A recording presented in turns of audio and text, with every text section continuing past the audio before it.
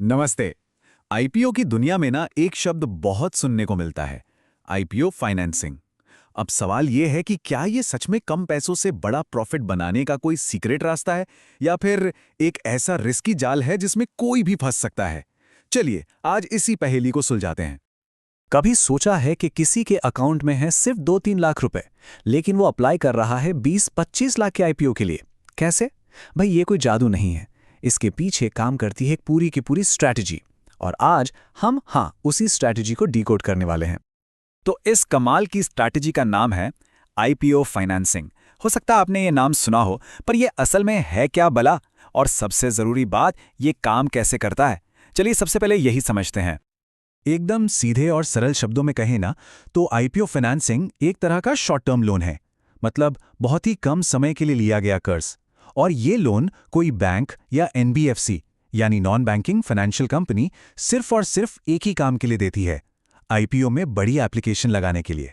आसान भाषा में कहें तो ये आईपीओ में पैसा लगाने के लिए उधार का पैसा है। सिंपल। चलिए इसको ना एक एग्जाम्पल से समझते हैं। सबसे आसान तरीका है, मान लीजिए किसी इन्वेस्टर के पास हैं 2 लाख रुपए, लेकिन उनको अप्लाई करना है 20 लाख के आईपीओ में। तो वो क्या करेंगे? वो अपने 2 लाख रुपए लगाएंगे, इसे कहते हैं मार्जिन मनी। और बाकी के जो 18 लाख रुपए हैं वो बैंक या एनबीएफसी लोन के तौर पर दे देगा। और बस हो गई 20 लाख की एप्लीकेशन तैयार। और पता है सबसे इंटरेस्टिंग बात क्या है? ये लोन बहुत ही छोटी अवधि का होता है। मतलब सिर्फ 7 से 10 दिनों के लिए। जी हाँ, सिर्फ 7-10 दिन। इसका मतलब ये नहीं है कि महीनों तक कोई ईएमआई चुकानी है। जैसे ही आईपीओ लिस्ट होता है, ये लोन अपने आप चुकता हो जाता है। खेल खत्म। अच्छा, और हाल ही में ना एक बहुत बड़ा अपडेट भी आया है। आरबीआई ने आईपीओ फाइनेंसिंग के रूल्स बदल दिए हैं। देखिए, पहले कोई भी बैंक इस काम के लिए ज़्यादा से ज़्यादा सिर्फ 10 लाख रुपए का लोन दे सकता था, लेकिन अब ये लिमिट बढ़ाकर 25 लाख रुपए पर पर्सन कर दी गई है। मतलब साफ है, इस बदलाव से इन्वेस्टर्स के लिए बड़े आईपीओज में पैसा लगाना और भी आसान हो गया है। ठीक है, तो अब तक ये तो समझ आ गया कि आईपीओ फाइनेंसिंग है क्या। लेकिन असली सवाल तो अब आता है कि ये पूरा प्रोसेस, ये पूरी कहानी असल में काम कैसे करती है। मतलब लोन लेने से लेकर आईपीओ अप्लाई करने और फिर उसे चुकाने तक स्टेप बाय स्टेप होता क्या है। आइए देखते हैं। सुनने में शायद थोड़ा कॉम्प्लिकेटेड लगे, पर है ये काफी सीधा साधा। देखिए, सबसे पहले तो इन्वेस्टर एक सही आईपीओ और लोन देने वाली कंपनी को चुनता है। फिर दोनों के बीच मार्जिन, ब्याज, बाकी चार्जेस, ये सब तय होता है। इसके बाद इन्वेस्टर अपना मार्जिन मनी जमा करता है और जरूरी डॉक्यूमेंट्स पर साइन कर देता है। बस इसके बाद लेंडर यानी लोन देने वाली कंपनी इन्वेस्टर की तरफ से आईपीओ में अप्लाई कर देती है। अगर शेयर्स मिल गए तो वो सीधे डीमैट अकाउंट में आ जाते हैं, लेकिन एक तरह से लॉक हो जाते हैं लोन की सिक्योरिटी के तौर पर। और जैसे ही आईपीओ की लिस्टिंग होती है, इन्हीं शेयर्स को बेचकर लोन चुकता कर दिया जाता है। पूरा साइकिल कंप्लीट। लेकिन एक मिनट, दिमाग में एक जरूरी सवाल आ रहा होगा कि अगर कोई शेयर अलॉट ही नहीं हुआ तो क्या होगा? अगर शेयर्स नहीं मिलते तो कोई टेंशन की बात नहीं है, एप्लीकेशन का पैसा वापस आ जाता है। लेकिन यहाँ एक छोटा सा कैच है।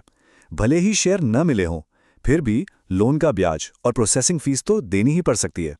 मतलब बिना कुछ पाए भी जेब से कुछ पैसा तो जाएगा ही।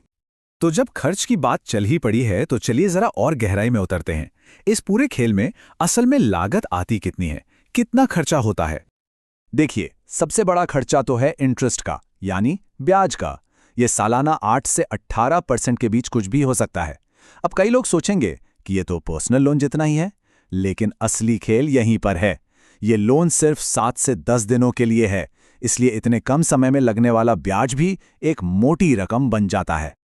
और सिर्फ ब्याज ही नहीं, इसके अलावा लोन अमाउंट पर 0.5% से लेकर 1.5% तक की प्रोसेसिंग फीस भी लगती है। और ये भी एक और बड़ा खर्चा है।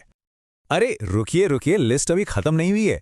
इन बड़े खर्चों के ऊपर से GST, stamp duty, DP charges और ब्रोकरेज, ऐसे कई छोटे छोटे खर्चे भी आकर जुड़ जाते हैं।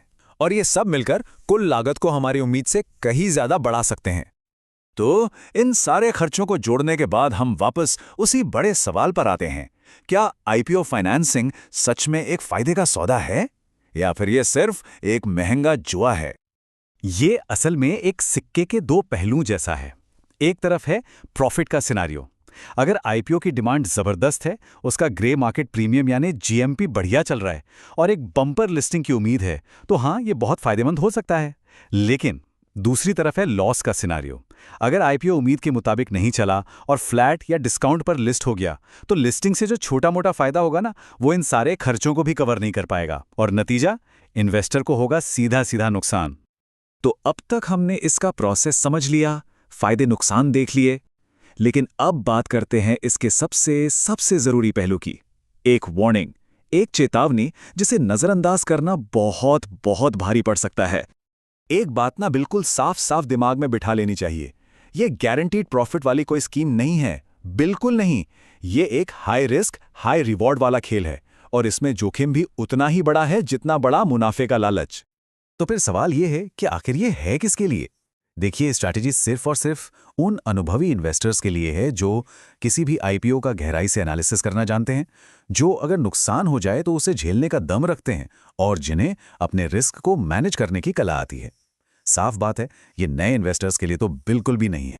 तो आखिरी फैसला क्या है? आईपीओ फाइनेंसिंग एक बड़ा मौका या एक बड़ा जोखिम? सच तो ये है कि ये दोनों है। अगर सही आईपीओ चुना, मार्केट ने साथ दिया, तो ये कम पैसों में बहुत बड़ा मुनाफा दे सकता है। लेकिन अगर एक भी अंदाजा गलत हुआ तो नतीजा होगा सीधा नुकसान, ब्याज का बोझ और टेंशन। इसका कोई एक सीधा जवाब नहीं है। इसका जवाब हर इन्वेस्टर की अपनी समझ, अपनी रिसर्च और रिस्क लेने की अपनी क्षमता पर डिपेंड करता है।